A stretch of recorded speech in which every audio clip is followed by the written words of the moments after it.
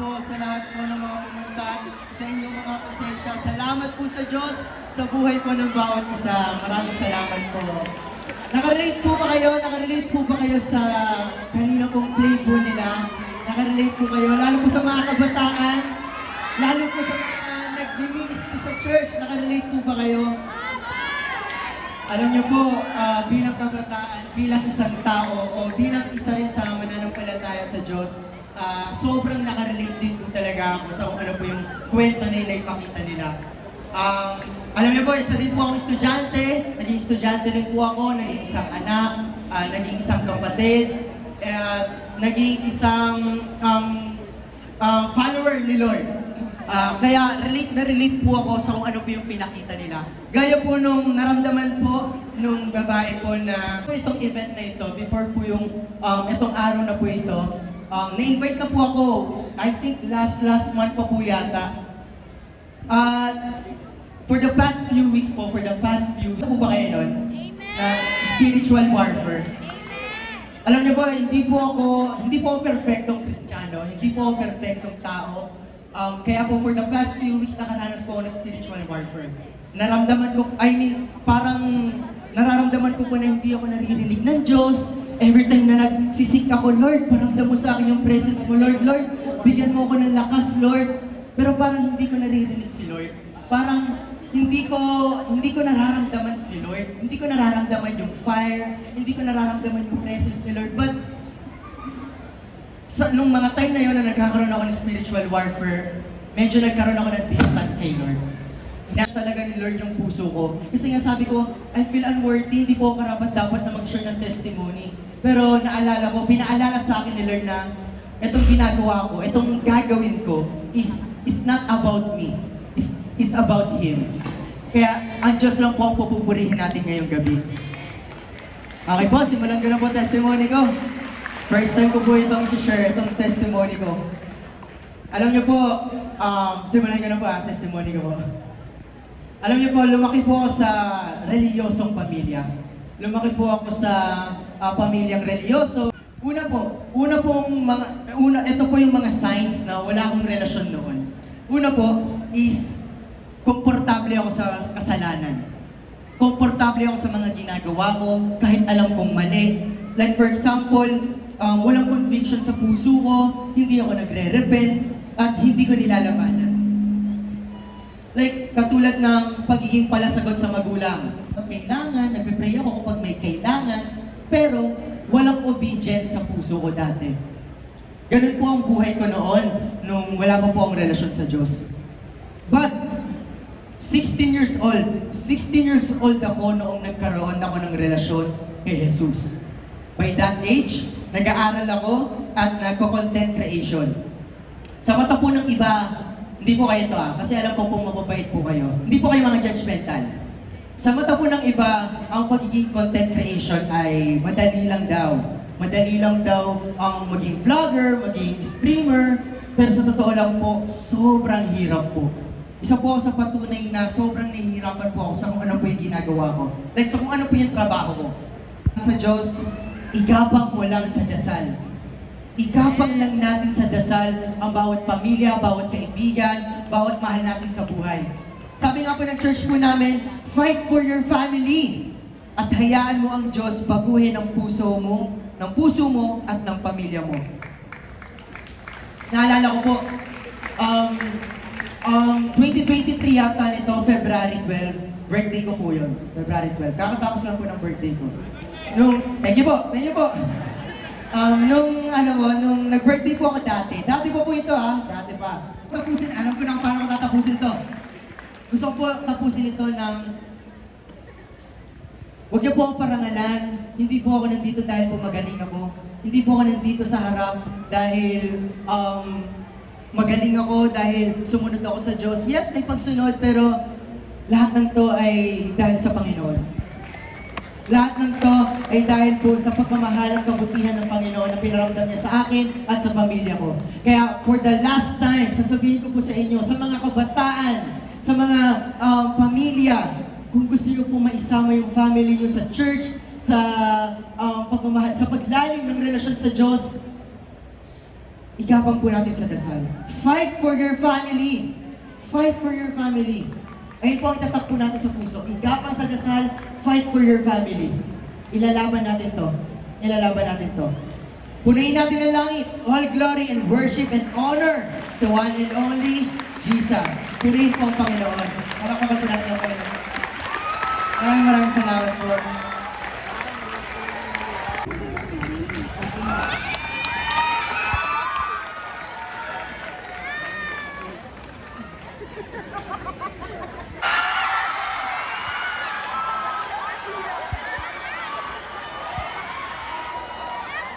Magandang gabi po sa inyo lahat.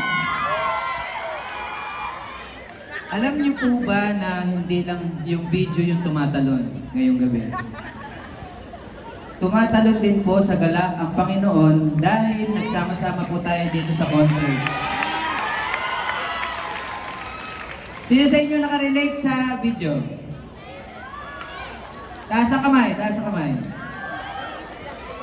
Okay. Alam niyo, sino to? Eugene Domingo. Joke lang. Alam niyo guys, ayun, magandang gabi po sa inyo lahat. Sobrang naniniwala po ako maraming mga taong nakarelate sa kaninang video na ginawa. Marami dito ang mga pinagdadaanan talaga. At bago yan, palakpakan natin si Adam kanina sa kanyang testimony. Ginagamit siya ng Panginoon na instrumento para i-share ang kanyang testimony.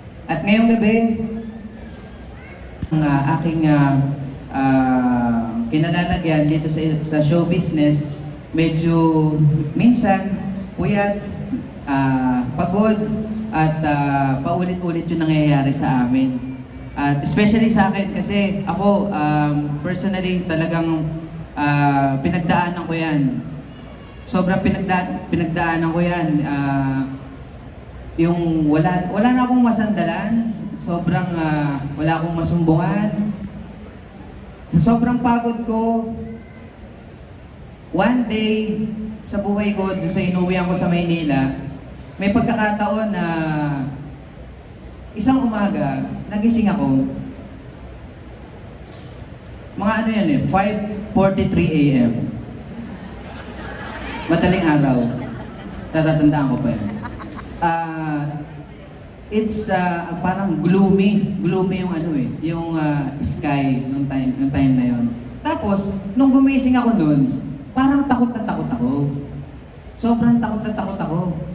Tapos parang sabi ko sa driver, simula nung pinagdaanan ko sa buhay.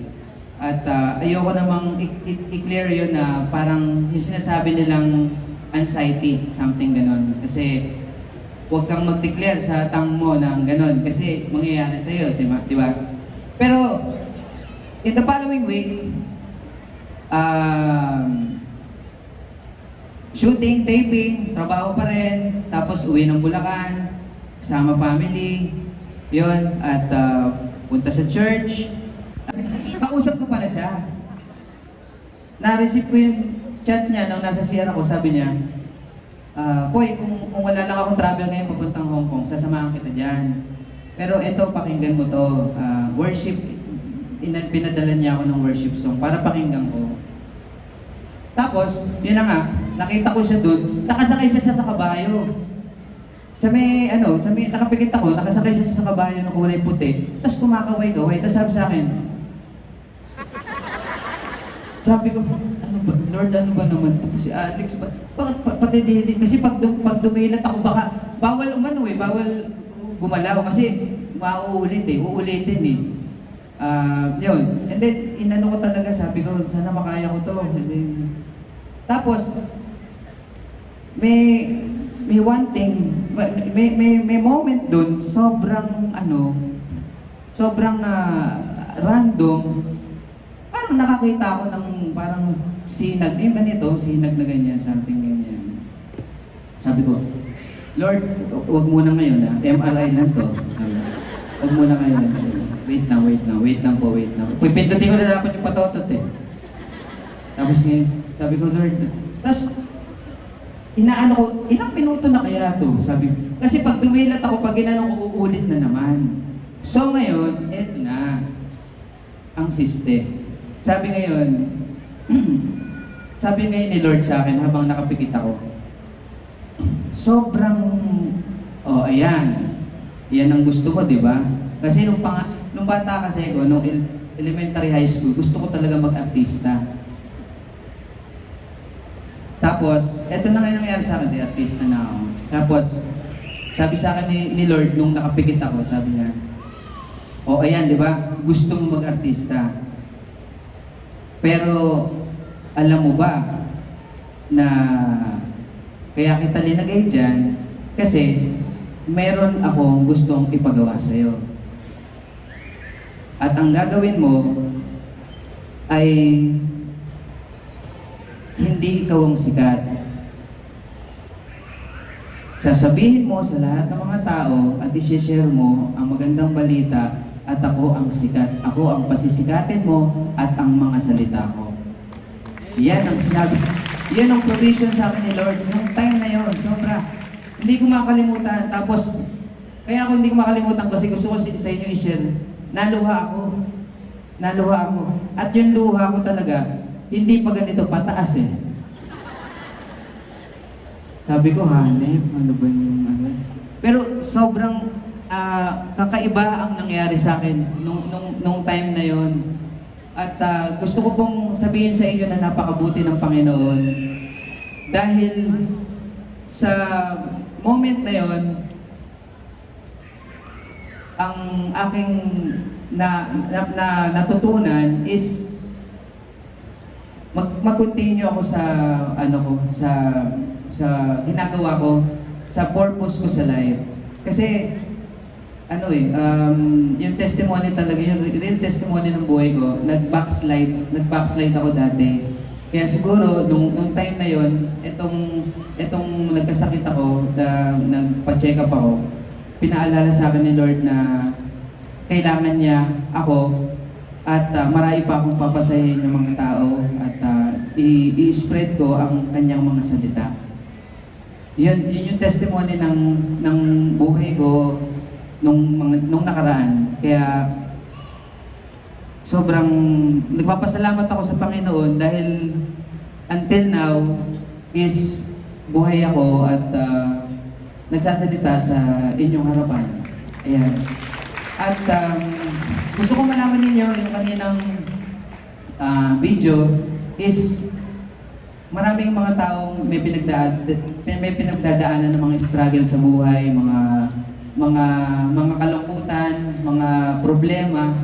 Pero gusto kong malaman po ninyo lahat na huwag po tayong susuko dahil si Lord po hindi po ibibigay ang problema sa atin kung hindi natin makakaya. Ang tawag po dyan, test. Tinetest lang po tayo ni God sa lahat po ng mga pangyayari sa buhay natin. Kasi po, gusto ni God na pagtibayin po natin ang faith natin sa Kanya. At yun po, gusto ko rin pong malaman ninyo lahat na kung sakaling tayo po ay nade-drain sa buhay natin, huwag po tayong susuko. Kasi tayong mga tao po, especially tayong mga tao, eto na po yung mga diwata. Wait lang po. Hindi niyo naman sinabi na tutugtog. Next. Sige, bigyan mo ako G minor Z. Iskala mo agad, iskala mo. Palakpakan po natin si Siko. Hindi po siya nakakapag-vlog ngayon sa Ong Fam kasi po nandito po siya.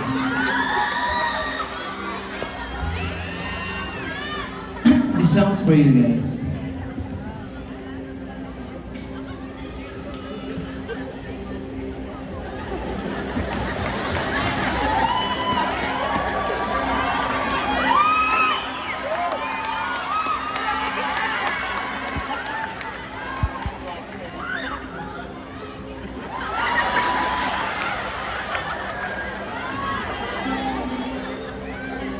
I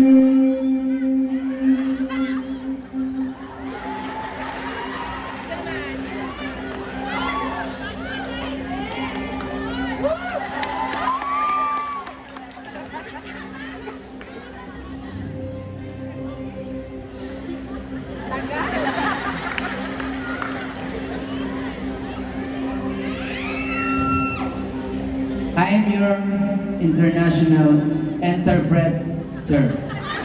Good evening.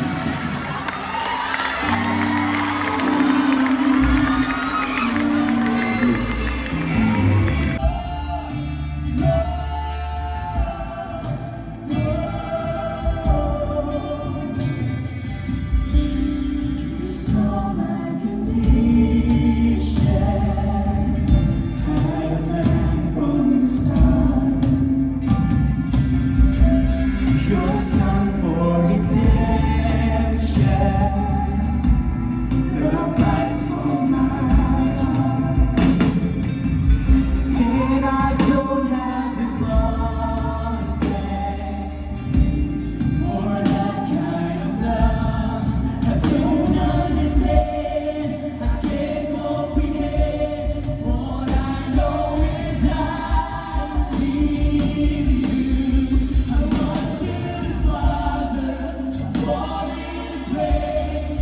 I'm down with the higher, the reason away. My heart needs a surgeon, my soul needs a friend. So I run to the Father again and again and again and again. Oh,